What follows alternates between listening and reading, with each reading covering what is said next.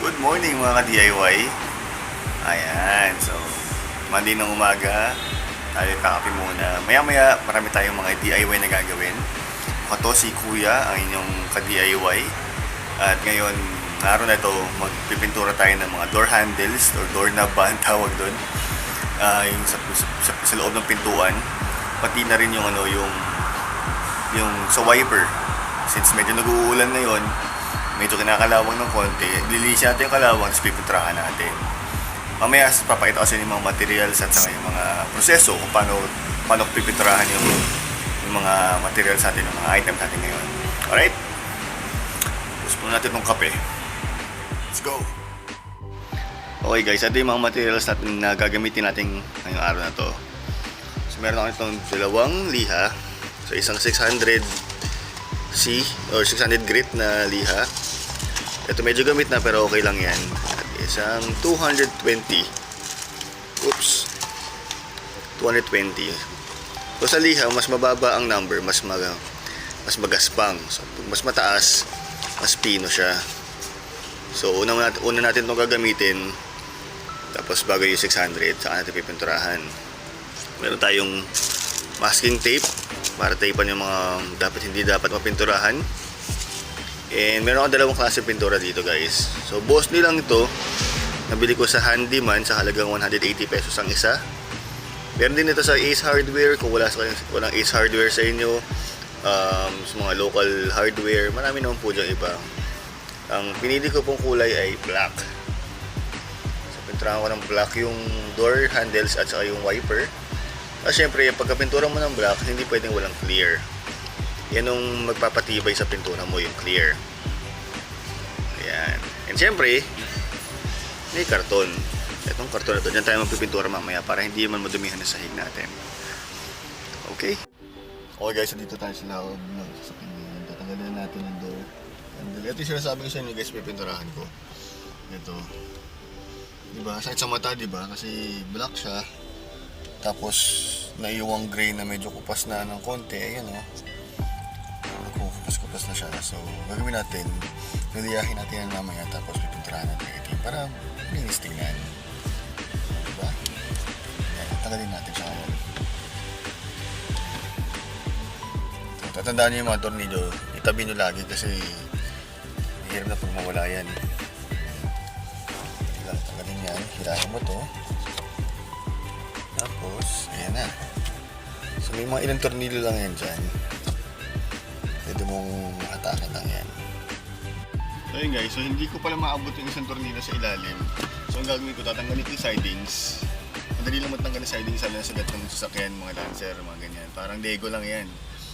Ilang tornilyo lang, hila, aangat ng siding. So tatanggalin ko to para matanggal ko yung itong door handle ito.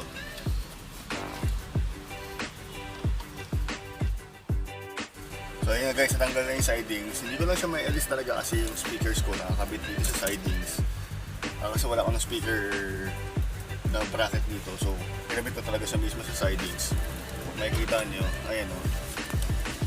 Ayan, dyan siya nakakabit. Tapos may sound deadening na rin to. Ayan o, insulator, sound deadening at the same time. Pero ngayon, so ikabit muna natin siya dyan.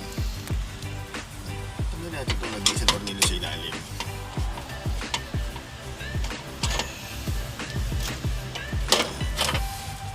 So pag natanggalin na yan, meron lang yung bakal sa ilalim na nakakalawit. Kita nyo guys, ayun o. Iangat mo lang yan, boom! Kuha mo na yung door handle. So ang gagawin ko mamaya is bago ko pinturahan, lalagyan ko ng label na driver side front, driver side rear, para hindi ko makalimutan kung saan galing yung pipinturahan ko. So madali lang yan, maglagay ka lang ng tape na may sulat na ganyan. Pero hindi ko na kayo ibubore na i-video lahat. So tatanggalin ko na lahat, hindi papakita ko sa inyo pag nakatanggal na lahat. Okay?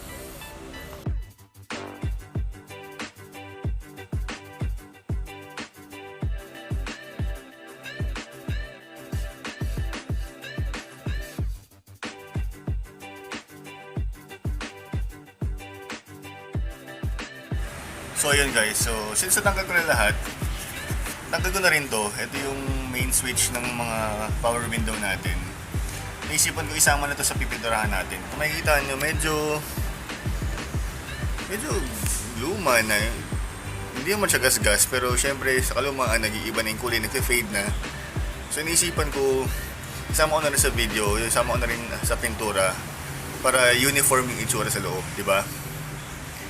So ngayon ang gagawin ko is babakasin ko tong ibabaw na to, yung cover, para maliha at mapinturahan natin. Hindi ko siya pupinturahan ng buo na ganyan, tatanggalin ko muna yung mga switches na yan. Ay, panoorin nyo guys.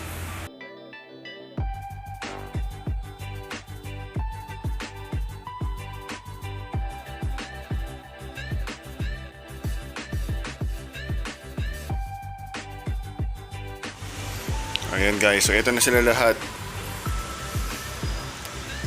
Ito na yung sa passenger front. Dry up. Ano ba to?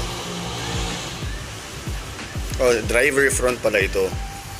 Passenger front, passenger rear, at driver rear. So since natanggal na rin natin yun, sabi ko nga pipinturahan na rin natin itong main switch. Mas gusto ko na rin isama to, pero syempre lalagyan natin ng tape tong mismong switch para hindi masama sa pintura. Ayoko kasing kalasin kasi baka hindi ko na maibalik. Mahirap na, mahal din ang isa na ito. So ang gagawin ko, tatapean ko na lang tong mismong switch na ito para ito lang mapipinturahan natin. So ito sa passenger rear, driver rear, of course passenger front.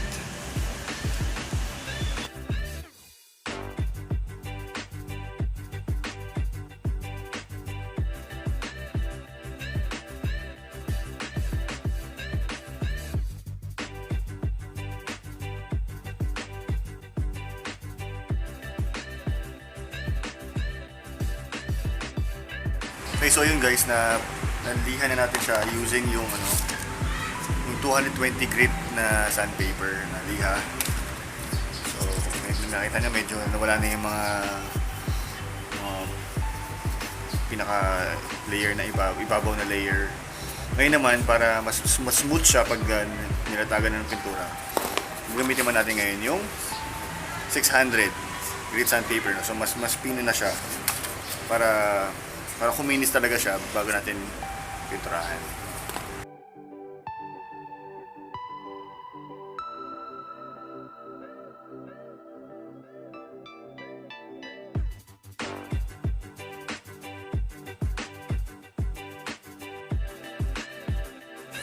Okay yan guys, so tapos na akong magliha, tapos ko na lihahin lahat. So nakikita nyo, napakakinis na nito. Makinis pa sa jowa nyo. So makinis niya. Gusto ko lang sabihin sa inyo guys na sa bawat paint job, miski sa household pa yan, sa bahay, sa kotse, sa kahit anong paint job, ang pinaka-importante sa lahat ay yung preparation. So kahit mamahalin pa yung pintura nyo, kahit Rust-Oleum pa yan, o kahit VHT pa yan na mamahalin, or kahit Boss nilang or RJ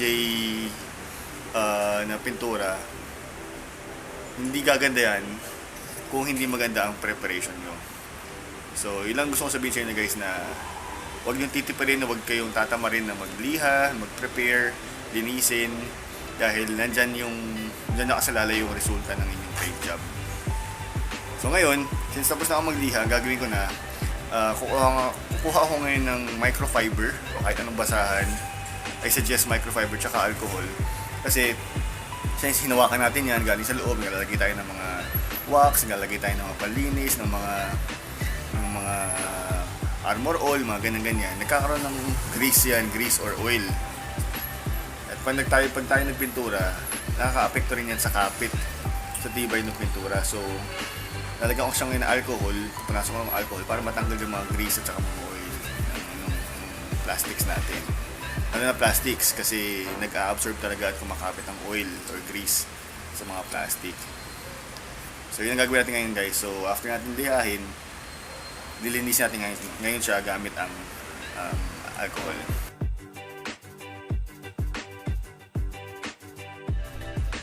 Alright, so ito guys, ready na sila for painting. Kaya nakatag na sila. Maayos na. So ang gagawin natin dyan is tatlong layers ng pintura gagawin natin. Yung pinakaunang layer lagi, manipis lang yan. Tinatawag na top coat. So manipis lang, buga-buga lang. Huwag mo munang punuin ng itim yung pipinturahan mo. So kumbaga manipis na para may kapitan yung mga susunod na coat. So maghintay tayo ng mga 5 to 10 minutes in between coats, and then yun, so tatlong layers ang gagawin natin. Let's go.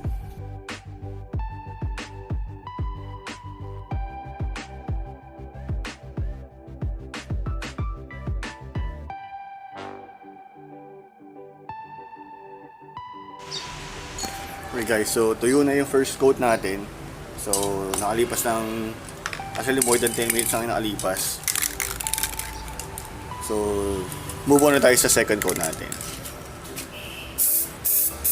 So ganoon lang din. Huwag masyadong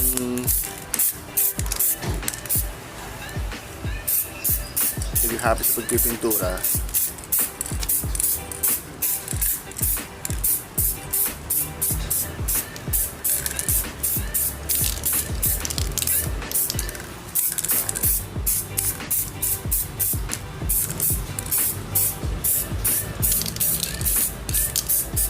Ayan. So, ganyan lang guys.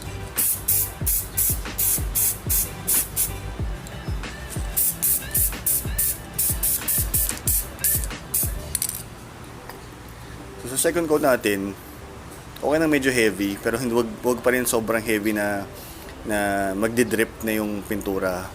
O napakahirap ang nag-drip ang pintura kasi hihintayin mong matuyo, hihintayin mong tumigas mo na yung pintura. Saka mo siya pwedeng lihahin ulit para pumantay at hahabulin mo naman ng isa pang layer ng pintura. So napakahirap. So dapat paunti-unti lang. Sabi nga nila, patience is a virtue pagka nagpipintura. So one layer at a time tayo. So yun yung second layer natin. So hintayin mo natin ng mga 10 to 15 minutes. Then add tayo ng third layer. Okay guys, so habang pinapatuloy natin yung first coat, so naalala ko lang na yung inspiration ko kung bakit ako mahilig mag-DIY, kung bakit mahilig akong gumawa ng mga bagay na alam mo yun, yung hindi mo kailangan gumastos ng malaki. Kasi naalala ko yung sabi ng lolo ko sa akin nung bata pa ako. Yung lolo ko isa sa mga pinakamahilig mag-DIY din yun, napakagaling sa arts and crafts, yung mga ganun. So naalala ko sinabi na sa akin na dati na kung kaya mong gawin, bakit mo bibilihin? Hindi ba nga naman, lalo na sa panahon ngayon na napakamahal na lahat ng mga bagay. Lahat, oo, maraming mga available na mga spare parts, na mga replacement parts. Pero kung gumagana pa naman yun sa'yo, hindi lang maganda yung itsura kasi luma na, ba't ka bibili ng bago, di ba? So yun lang yung sa akin. So, hindi naman sa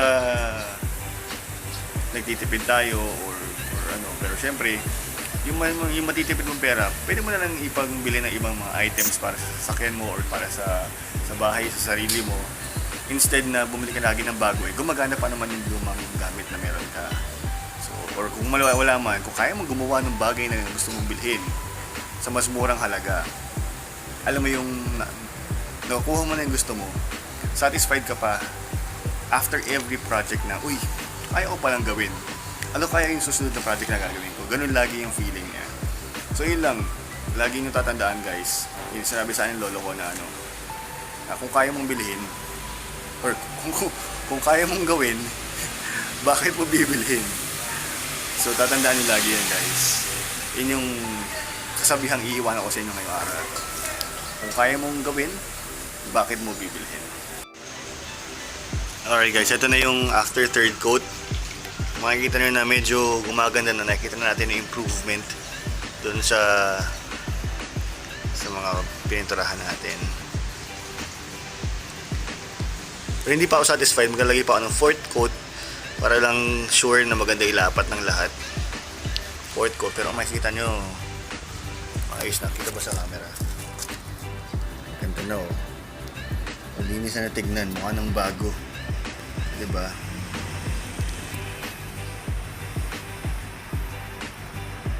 Yan. So magdagdag pa kayo isang coat tapos ng clear coat na. Okay guys, so tapos na tayo sa fourth and final layer natin. So makita na maganda na, napaka linis na tignan. Pwede na nga ikabit ito. Pero syempre tatapos na natin to gamit ang clear coat, Bosny clear coat. So ayan.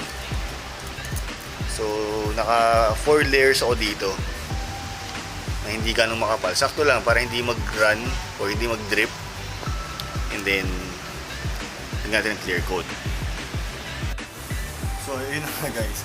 Habang nagpipintura tayo, bigla namang umambon. Nakikita na ba? Umaambon na ngayon. So isa pang tip ko guys sa pagpipintura, so, nilapag ko muna sila dito, is tulad ganyan, kanina maaraw, kanina okay ang panahon, tapos bigla-bigla na lang aambon na ganyan. Pag ang pinupinturahan mo, yung painted surface mo ay napatakan ng tubig, wag na wag mong tatry punasan. Bakit? Kung yung painted surface mo ay basa pa, tapos napatakan ng tubig, tapos punasan mo, masisira yung pininturahan mo. So, start ka na naman sa simula. Pagkakuyuin mo, lilihayin mo na naman, ipinturahan mo na naman. So, napaka-time consuming at napaka-hassle. So, instead, gawin mo, pag napatakan ka ng konting tubig, patuyuin mo lang. Kailangan mo lang siyang matuyo mag-isa. Matutuyo naman yan eh. Tubig naman yan eh. Tutuyo naman yan. So, hayaan mo lang matuyo. Huwag mong pupunasan. Tapos pag natuyo yan, saka mo ulit sundan isa pang layer. Mapapansin mo hindi mahahalata yung patak ng tubig. So, buti na lang na nasa labas o binabantayan ko yung mga pinaturahan natin at hindi mo siya napatakan ng tubig. Pero kung yung sa inyo mapapatakan ng tubig, ganoon ang gagawin nyo. Buti yun lang. Alright guys. So ito na, almost finished na yung ano natin, yung mga pininturahan natin. So this is yung itsura niya after 4 coats of base coat nung black na pintura, and then 3 coats ng clear coat. So ayan, napakalinis na guys, napakaganda, napakalinis, mukha ng bago. Ito rin oh, kita ba sa video? Ayan, kita mo, napakaganda na yan, napakalinis na niya. Patutuyin ko lang siya ng mga ilang oras para sure tayo na cured na talaga yung pintura. Ayan. And then papakita ko rin sa inyo kung ano yung itsura niya pagkatapos yung ikabit ulit lahat. Okay?